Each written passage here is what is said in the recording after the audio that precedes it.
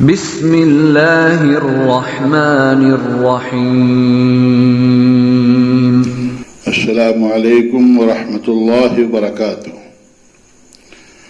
الحمد للہ وکفی وسلام علی عبادہ الذین اصطفی، اما بعد، اعوذ باللہ من الشیطان الرجیم، بسم اللہ الرحمن الرحیم۔ والذین یرمون المحصنات ثم لم یأتوا بأربعة شهداء فاجلدوهم 80 جلدة ولا تقبلوا لهم شهادة أبدا وأولئك هم الفاسقون۔ محترم ناظرین کرام، برادران اسلام، میری عفت ماؤں اور بہنوں اور بیٹیوں، کل کے درس میں اس بات کی وضاحت کی گئی تھی کہ ہمارے مذہب اسلام نے امن و امان کے حصول کے لیے کچھ شرعی ضوابط اور اسلامی قوانین وضع کیے ہیں، جن کی رعایت کر کے پوری انسانیت اپنے جان کی، اپنے مال کی، اپنی عزت و آبرو کی، اپنے دین کی، اپنے عقیدے اور منہج کی حفاظت کر سکتی ہے۔ کل کی گفتگو میں جان، مال اور عزت و آبرو کے تحفظ کے تعلق سے اسلامی اصولوں کا ذکر ہوا تھا کہ اگر ان اصولوں کو اپنا لیا جائے اور ان اسلامی قوانین پر کسی صورت عمل پیرا ہو لیا جائے تو اللہ رب العالمین کی ذات سے اس بات کی امید ہے کہ پوری دنیا کے اندر امن و امان قائم ہو جائے گا۔ عزت و آبرو کے حوالے سے گفتگو کرتے ہوئے میں نے یہ بات ذکر کی تھی کہ ہمارے مذہب اسلام نے ماؤں، بہنوں اور بیٹیوں کی عزت و ناموس کی حفاظت کے لیے بڑا سخت قانون بنایا ہے کہ اگر کوئی آدمی بدکاری کرتا ہے، زنا کا مرتکب ہوتا ہے اور وہ شادی شدہ ہوتا ہے، زنا کرنے والا مرد اور زنا کرنے والی عورت اگر یہ دونوں شادی شدہ ہیں تو ہمارے مذہب اسلام نے اس کے اوپر رجم کی سزا مقرر کی ہے کہ ایسے لوگوں کو اس دنیا میں جینے کا حق نہیں ہے، ان کو اس گناہ کی کوئی ضرورت نہیں۔ دونوں شادی شدہ ہیں، اس کے باوجود بھی وہ اس قسم کی حرکت کر رہے ہیں اور بد اخلاقی، بد کرداری کا مظاہرہ کر رہے ہیں تو ان کو رجم کرنے کا حکم ہمارے مذہب اسلام نے دیا ہے۔ اور اگر غیر شادی شدہ ہیں تو ان کے لیے اللہ رب العالمین نے یہ حکم دیا ہے کہ الزانیۃ والزانی فاجلدوا کل واحد منہما 100 جلدہ، ان کو 100 کوڑے لگائے جائیں۔ اور اس کے بعد اللہ رب العالمین نے بتایا کہ حد نافذ کرتے ہوئے، 100 کوڑے لگاتے ہوئے کسی قسم کی روح رعایت ان کے ساتھ نہیں ہونی چاہیے،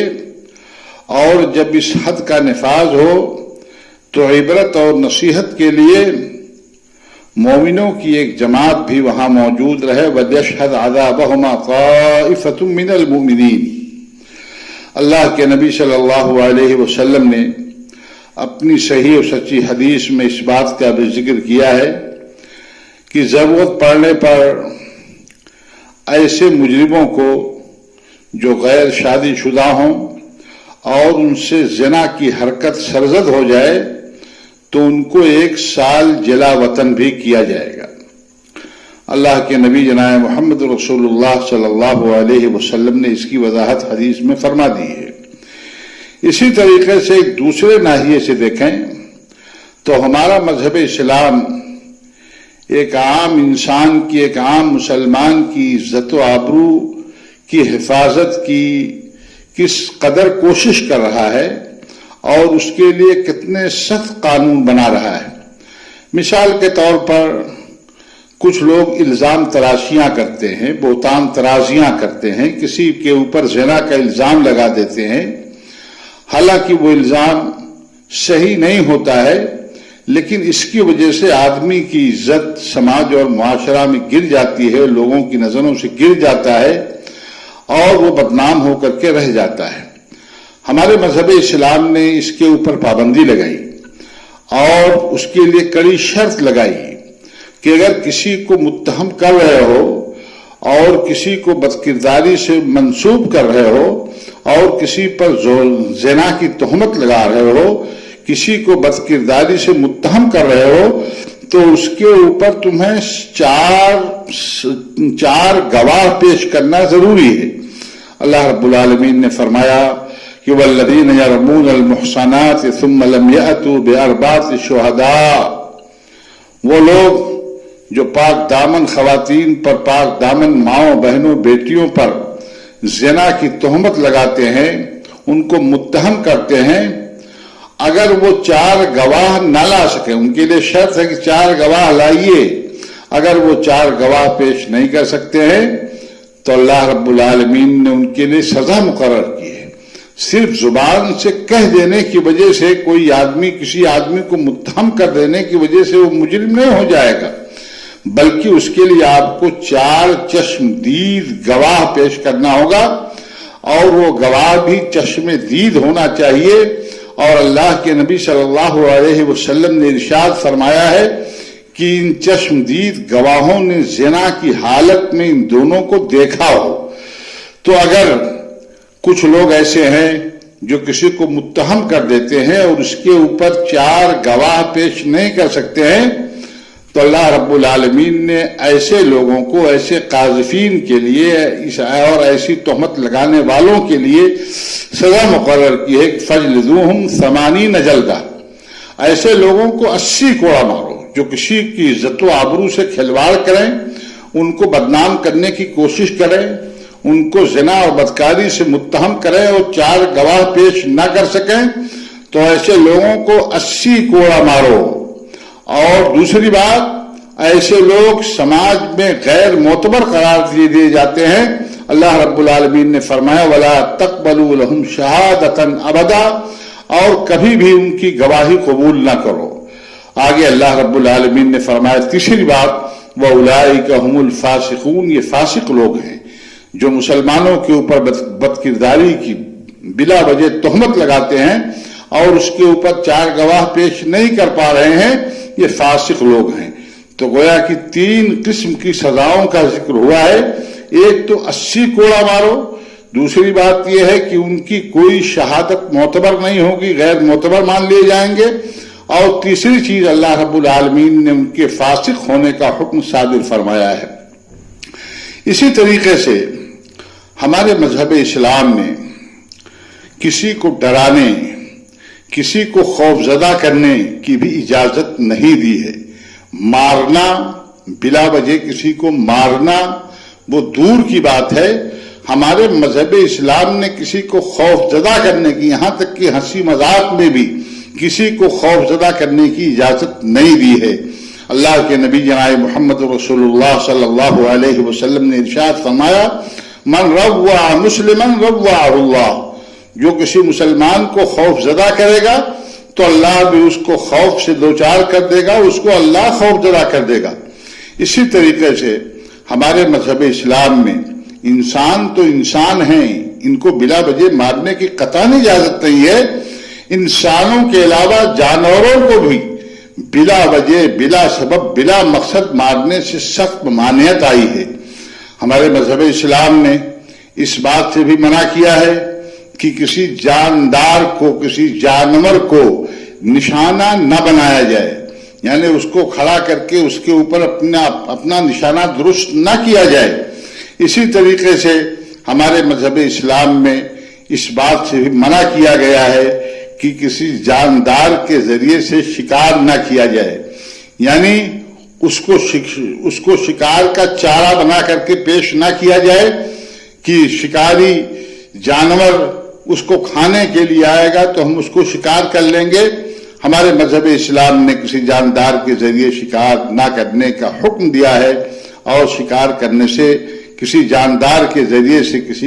کسی کا شکار کرنے سے منع کیا ہے۔ ہمارے مذہب اسلام نے تو یہاں تک حکم دیا ہے کہ جب جانوروں کو اپنے کھانے کے لیے ذبح کرو، کھانے کی اجازت ہے تو ٹھیک سے ذبح کرو۔ اذا ذبحتم فاحسنوا الذبح، جب تم کسی جانور کو ذبح کرو کھانے کے لیے تو بہت ڈھنگ سے اس کو ذبح کرو، اس کو تکلیف نہ ہو۔ اسی طریقے سے حدیثوں میں آتا ہے کہ ایک سفر کے اندر اللہ کے نبی صلی اللہ علیہ وسلم کے صحابہ میں سے کسی صحابی نے ایک پرندے کے ایک چوزے کو پکڑ لیا۔ وہ پرندہ جب آیا اپنے بچے کو نہیں پایا، اپنے چوزے کو نہیں پایا، تو ان لوگوں کے گرد وہ منڈلانے لگا اور نیچے آ کر کے چوں چوں چوں چوں کرتا رہا۔ اللہ کے نبی صلی اللہ علیہ وسلم نے جب اس پرندے کی آواز سنی تو آپ سمجھ گئے۔ اللہ کے نبی صلی اللہ علیہ وسلم نے فرمایا، صحابہ کرام کو مخاطب کیا کہ اس پرندے کو اس کے بچے کے تعلق سے کس نے مصیبت میں مبتلا کیا ہے، کس نے پریشان کیا ہے؟ چنانچہ جس صحابی نے اس چوزے کو پکڑا تھا انہوں نے اس کو چھوڑ دیا۔ اللہ کے نبی صلی اللہ علیہ وسلم ایک موقع سے گزر رہے تھے، ایک اونٹ تھا، وہ نبی کریم صلی اللہ علیہ وسلم کو دیکھ کر کے بلبلایا، رونے لگا۔ اللہ کے نبی صلی اللہ علیہ وسلم سمجھ گئے وہ اونٹ اللہ کے نبی صلی اللہ علیہ وسلم سے اپنے مالک کی شکایت کر رہا تھا کہ مالک ان کے اوپر ظلم کر رہا ہے اور اونٹ کو مناسب خوراک نہیں دے رہا ہے اور اس کی طاقت سے زیادہ اس سے کام لے رہا ہے۔ اللہ کے نبی جناب محمد رسول اللہ صلی اللہ علیہ وسلم نے اس اونٹ کے مالک کو طلب کیا۔ ایک انصاری صحابی تھے، ان کو اللہ کے نبی صلی اللہ علیہ وسلم نے طلب کیا اور کہا کہ تمہارا یہ اونٹ یہ تمہارے خلاف مجھ سے شکایت کر رہا ہے۔ اللہ کے نبی صلی اللہ علیہ وسلم نے نصیحت فرمائی، اتقوا اللہ فی ہذہ البہائم المعجمہ، ان بے زبان جانوروں کے بارے میں بھی اللہ سے ڈرتے رہو۔ تو ہمارے مذہب اسلام نے امن و امان کی تعلیم دی ہے۔ ہمارے مذہب اسلام میں کسی کے اوپر تشدد کرنے کی اجازت قطعی طور سے نہیں ہے، یہاں تک کہ دین کے معاملے میں بھی جبر نہیں ہے۔ اللہ رب العالمین نے صاف فرما دیا کہ لا اکراہ فی الدین، دین کے اندر کوئی زور زبردستی نہیں ہے۔ اللہ کے نبی صلی اللہ علیہ وسلم نے جب مکہ فتح کیا تو اس موقع پر جب مسلمان فاتحانہ شان سے مکہ میں داخل ہوئے تو ایک جذباتی نوجوان صحابی کی زبان سے یہ جملہ نکل گیا کہ الیوم یوم الملحمہ، آج خون بہانے کا دن ہے، آج کشتوں کے پشتے لگانے کا دن ہے، آج انتقام لینے کا دن ہے، آج بدلہ لینے کا دن ہے۔ مسلمانوں کو مکہ والوں نے بہت ستایا ہے، بہت تنگ کیا ہے، اللہ کے نبی صلی اللہ علیہ وسلم کو اذیتیں پہنچائی ہیں۔ آج مکہ فتح ہو رہا ہے، آج ایک ایک سے چن چن کر کے بدلہ لیا جائے گا۔ اللہ کے نبی صلی اللہ علیہ وسلم نے جب اس جذباتی نوجوان کی بات سنی تو اللہ کے نبی صلی اللہ علیہ وسلم نے اس کی تردید کی، کہا نہیں، یہ خون بہانے کا دن نہیں ہے، یہ کشتوں کے پشتے لگانے کا دن نہیں ہے، الیوم یوم المرحمہ، آج رحم کرنے کا دن ہے۔ اسی لیے اللہ کے نبی جناب محمد رسول اللہ صلی اللہ علیہ وسلم نے فتح مکہ کے موقع پر عام معافی کا اعلان فرمایا اور کہا لا تثریب علیکم اليوم فاذهبوا انتم الطلقاء، آج تمہاری کوئی پکڑ نہیں ہوگی، تم سے کوئی مواخذہ نہیں کیا جائے گا، تم سے کوئی سوال جواب نہیں کیا جائے گا، جاؤ تم سب لوگ آزاد ہو، تم سب لوگوں کو آزاد ہو۔ اللہ کے نبی جناب محمد رسول اللہ صلی اللہ علیہ وسلم نے اس کا مظاہرہ کیا۔ تو ہمارا مذہب اسلام میرے بھائیوں یہ امن و امان کی تعلیم دیتا ہے اور اپنے ماننے والوں کو اس بات کی ترغیب دیتا ہے کہ جہاں بھی رہیں وہ امن و امان کو قائم رکھیں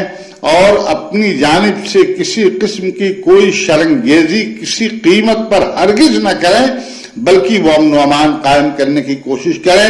اگر ہم اور آپ اسلام کے ماننے والے ہیں تو اسلام کی ان سنہری تعلیمات کو اپنی زندگی میں نافذ کریں